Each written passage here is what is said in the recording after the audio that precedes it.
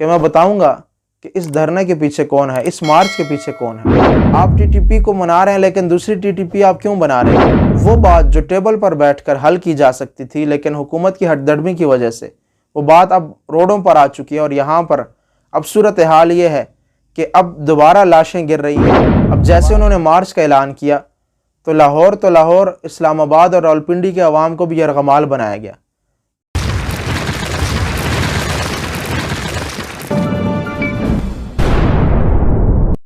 السلام علیکم ورحمۃ اللہ وبرکاتہ۔ میں انعام دورانی آپ سے مخاطب ہوں اور آپ دیکھ رہے ہیں سچ کا ساتھ۔ امید کرتا ہوں تمام دیکھنے والے اور سننے والے بخیر و عافیت ہوں گے اور اللہ تعالیٰ کی نعمتوں سے لطف اندوز ہو رہے ہوں گے۔ دوستو، آپ کے علم میں ہے کہ تحریک لبیک نے ایک بار پھر لاہور سے اسلام آباد کی طرف مارچ شروع کر دیا ہے، اور اس مارچ کے پیچھے کون ہے، کون سی ایسی طاقتیں ہیں جو ان سے یہ سب کروا رہی ہیں، اور اس مارچ کے شروع ہونے کے بعد ملک کے اندر صورتحال کیا اور تازہ ترین خبر کیا ہے، یہ تمام باتیں ہم آج اس ویڈیو میں کریں گے۔ ویڈیو شروع کرنے سے پہلے میں آپ تمام دوستوں سے درخواست کروں گا کہ میرے اس نئے چینل کو سبسکرائب کر لیں تاکہ آپ کا اور میرا یہ تعلق اور رابطہ برقرار رہ سکے۔ دوستو، پاکستان کے حالات موسم کی طرح بدلتے رہتے ہیں۔ کئی بار ایسا ہوتا ہے کہ رات کو آپ سوئیں تو حالات اچھے ہوتے ہیں، جب صبح آنکھ کھلے تو ملک کے حالات ایک دم بگاڑ کی طرف جا رہے ہوتے ہیں۔ یا ایسا ہوتا ہے کہ دن بھر حالات خراب ہوتے ہیں، جب شام آتی ہے تو حالات ٹھیک ہو جاتے ہیں۔ اور کئی بار تو ایسی صورتحال پیدا ہو جاتی ہے کہ ملک میں رہنے والے خوف کا شکار ہو جاتے ہیں، جیسے کہ صورتحال ابھی چل رہی ہے۔ آپ کے علم میں ہے کہ تحریک لبیک نے لاہور سے اسلام آباد کی طرف مارچ کا اعلان کیا، اور وہ مارچ کل شروع ہو چکا ہے۔ یہ مارچ کیوں کیا، اس کا اعلان کیوں کیا گیا، اور یہ مارچ کیوں کیا جا رہا ہے، اس حوالے سے تھوڑی سی میں آپ کو ڈیٹیل بتاتا چلوں کہ 15 روز ہو چکے ہیں تقریباً کہ تحریک لبیک نے لاہور کے اندر جامع مسجد رحمۃ للعالمین کے باہر اپنا پرامن احتجاج ریکارڈ کرانا شروع کیا، اور 15 روز گزر چکے، اور اس احتجاج کا مقصد یہ تھا، پیغام یہ دینا چاہ رہے تھے کہ ان کے جو امیر ہیں جن کو 6 ماہ سے نظر بند کیا گیا ہے اور بار بار عدالتی احکامات آنے کے باوجود ان کو رہا نہیں کیا گیا۔ میری مراد حافظ سعد حسین رضوی ہیں، جو کہ علامہ خادم حسین رضوی رحمہ اللہ کے بیٹے ہیں اور موجودہ تحریک لبیک کے امیر ہیں۔ بار بار عدالتی احکامات آنے کے باوجود ان کو رہا نہیں کیا گیا، جس کی وجہ سے تحریک لبیک کے کارکنان اور ان کے جو ذمہ داران ہیں وہ مشتعل ہو گئے، اور انہوں نے 15 دن تک لاہور کے اندر روڈ کے کنارے کھڑے ہو کر پرامن احتجاج کے، تاکہ ان کی آواز کو سنا جائے اور ان کے امیر کو رہا کیا جائے۔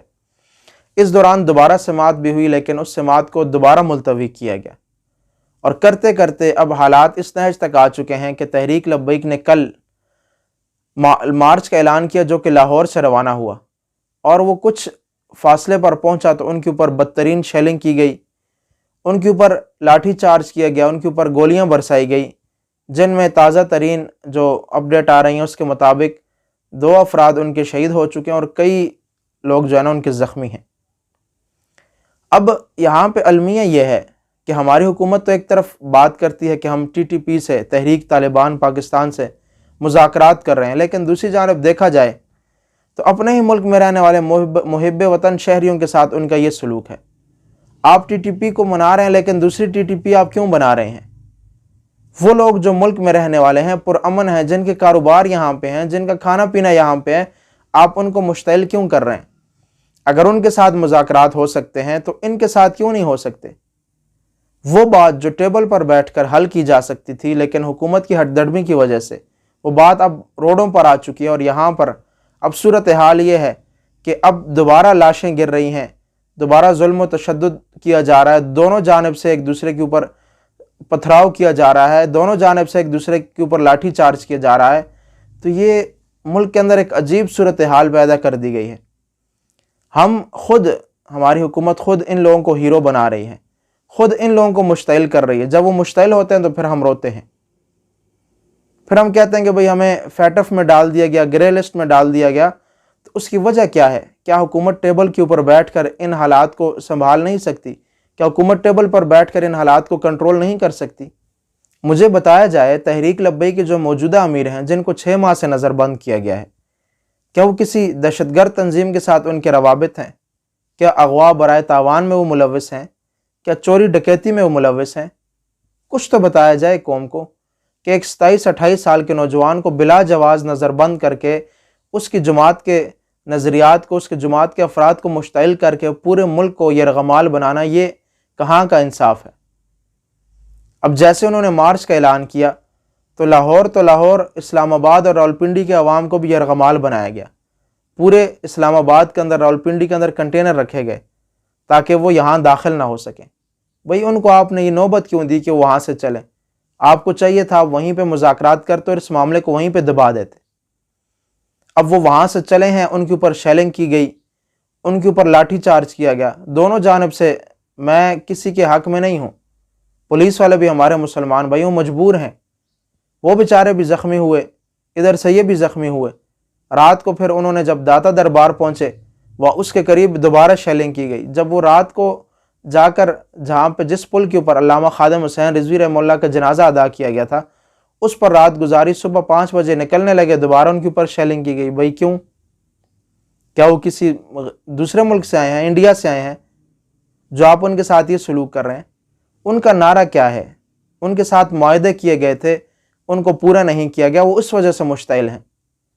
اگر آپ نے وعدوں کو پورا نہیں کرنا تھا تو آپ نے ان کے ساتھ وعدے کیوں کیے؟ آپ نے ان سے کہا تھا کہ ہم فرانس کے سفیر کو پارلیمنٹ کے اندر قانون سازی کر کے ہم اس کو نکالیں گے، لیکن تاحال نہیں کیا گیا، اور اس کے اوپر بار بار بیانات بھی آ رہے ہیں کہ بھئی ہم اس کو نہیں نکال سکتے۔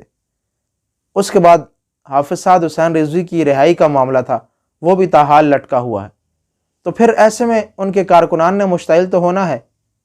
اور میں نے ویڈیو کے شروع میں کہا تھا کہ میں بتاؤں گا کہ اس دھرنے کے پیچھے کون ہے، اس مارچ کے پیچھے کون ہے۔ تو میں یہ کھلے عام الفاظ میں کہتا ہوں کہ اس دھرنے کو کروانے والا اور اس مارچ کے پیچھے جو بھی ہے، وہ صرف اور صرف ہماری اس وقت کی حکومت ہے۔ اس دھرنے کو اور اس مارچ کو کروانے والی ہماری موجودہ حکومت ہی ہے۔ اب آپ کہیں گے کہ بھئی یہ حکومت اپنے خلاف کیوں مارچ کروائے گی؟ آپ میری بات کو سمجھے نہیں۔